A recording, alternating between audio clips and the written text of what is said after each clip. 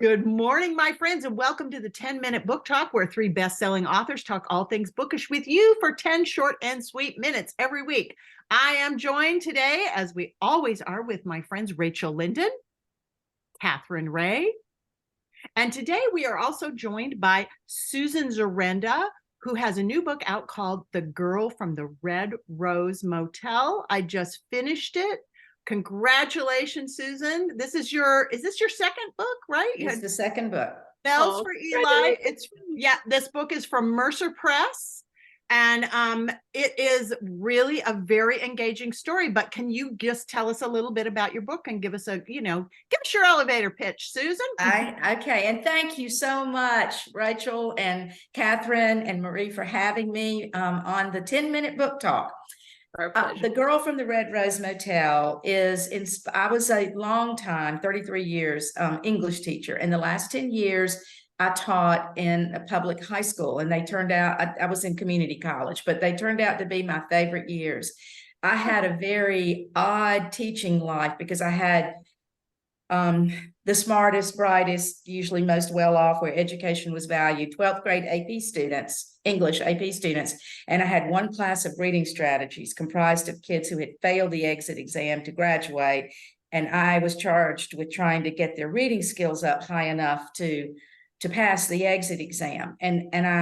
So what kind of inspired the book was my desire to bring this wide disparity of students together to look at how different maps of the world, different culture, different everything, that the two people from these extremes coming together could be mutual benefit for both. So we have three main characters: Sterling Lovell, an affluent, arrogant young man, and Angela Wilmore's, she's the English teacher's AP class, and then Hazel Smalls, who is the girl who lives in the Red Rose Motel. And Sterling more or less usurps his teacher's lesson one day, and she sends him to ISS, in school suspension.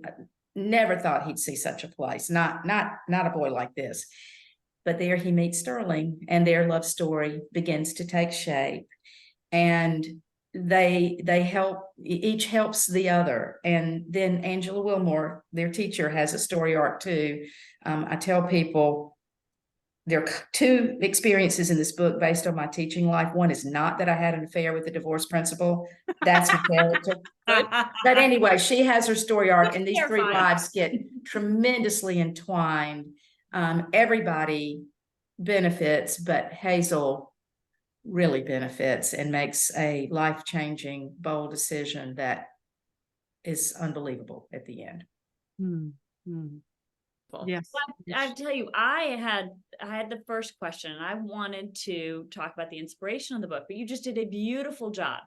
And I know that Rachel and Marie have questions that are going to dig into the book, but because you've shared with us the inspiration and there's so much thought within your construction, I'm going to jump to, what do you want readers to pull from it? Cool. Well, and it's I guess kind of what I just have mentioned, is that you've got Hazel, who is called Zell in the novel, that's her nickname, is this shamed, scared, full of anxiety, insecure young woman.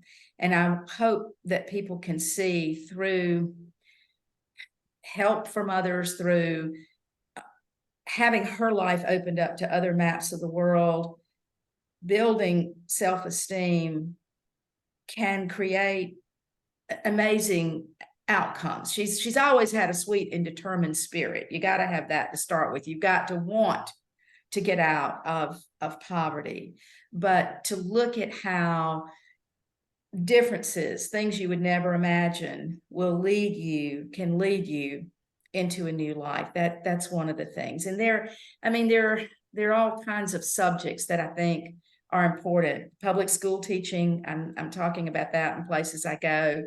Some of the statistics of families living among the sheltered homeless. And there's a subplot of book censorship in this book too. Okay.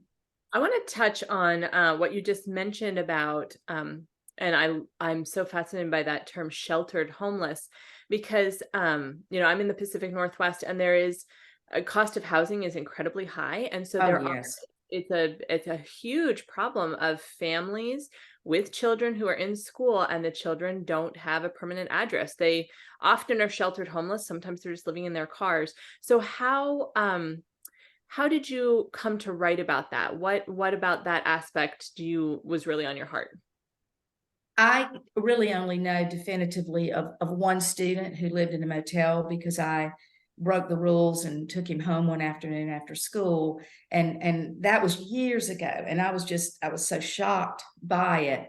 But we had a guidance counselor in my school district. She's long retired like I am, but she was, of course, very aware of young people who were living in rundown motels, and she started a nonprofit in my hometown called CAST, Care, Accept, Share, Teach. And this organization is still going strong today, and it tries to help these families raise enough money, help them get enough money for a deposit, or it sends the children to summer camp in the area so they don't have to play in the parking lot, buys them shoes at Christmas, and I helped serve. I've volunteered with it a little bit, and I helped serve a Christmas meal one year, and I was that's when I realized I sat at a table with a woman and 3 sons, age 10, I think 12 and 16. She had a job. She worked in a school cafeteria. She had a car, but there was no way she could afford, an apartment. She just couldn't do it. And the sad irony is it's really often more expensive to stay in a rundown motel where everybody's crowded into a small room with no kitchen and mold and mildew and everything else than it is to be in a normal rental unit. But these deposits are so high. And you're right, affordable housing is just, I think I have a statistic in one of the talks I give that there's no state in the country that has enough affordable housing. And it's something like for every 100 people needing affordable housing, 36 units are available. Oh, wow. It's an incredible statistic. Well, Hazel is interesting because as the book opens, she is somebody who's trying to better her life through the means that are available to her. She is part of the ROTC, and she's doing that because she knows this might be her chance to get a college scholarship.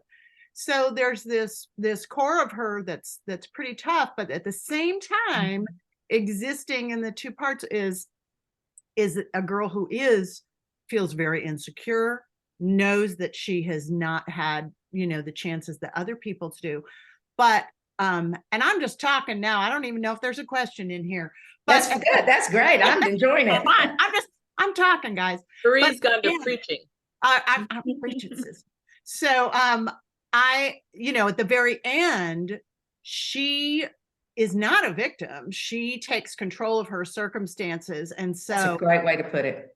She finds a way when everybody else now was it her first choice way? No, she makes some not great decisions, as does Sterling along the way, but she's the one that ends up having to deal with that.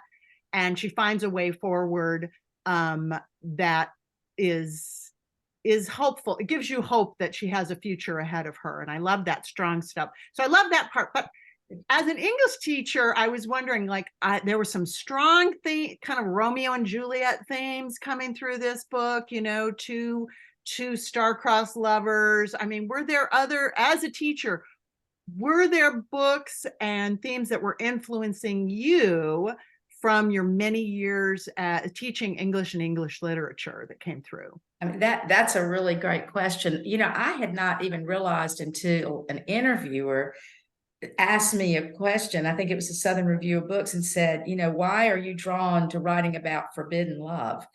Because Bells for Eli is 2 first cousins, and they have to deal with their feelings.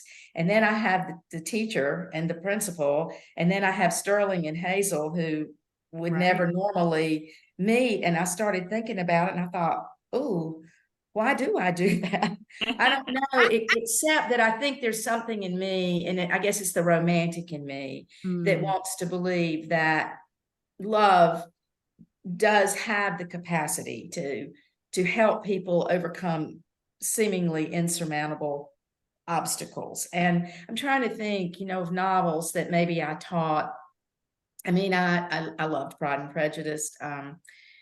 There were certain novels with love stories, even from that I taught along the way. But I think mostly it's just must be something inside, some sort of romantic notion inside me about the capacity for love. Well, I love that. That's not a bad notion. It's been working as a theme for thousands of years. So that's right. That's right. Yeah, I just, I don't know. I mean, as you said, there are two love stories in the novel. right. And those love stories are what really catapult these characters to grow close and to grow themselves and their maps of the world to be opened up and become stronger people as a result.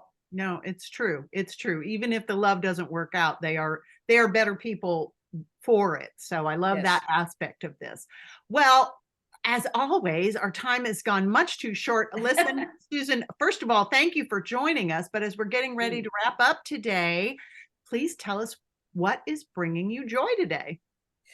Well, what is bringing me joy is, first of all, you're inviting me to be interviewed on the 10-minute book talk, which is just grand and wonderful for me. And the opportunity to say, even though there's some miserable circumstances in this book, it is a very positive, hopeful novel. And if you look behind me, I'm in my good friend's home in Charleston, South Carolina, where I've been a guest and had a lovely book event in Charleston yesterday. And my younger daughter had a party for me at her home on Sunday. And so, wow, I mean, I've just had a joyous birthday weekend. Oh, life is good. All Happy right. birthday. Well, we love that. Well, Susan, thank you for joining us here on the 10-minute book talk. Guys, Susan's new novel, The Girl from the Red Rose Hotel, is available in bookstores everywhere. And if they don't have it in stock, you know what you can do? You can ask them to order it. It's from Mercer Press. Susan, thank you for joining us today. Thank you. And you all are all such wonderful authors. I am honored. Oh, we're glad you could be here. And guys, we're glad you could be here with us on the 10-minute book talk. We'll see you next week, next Wednesday. All right. Okay. Bye, y'all. Bye-bye.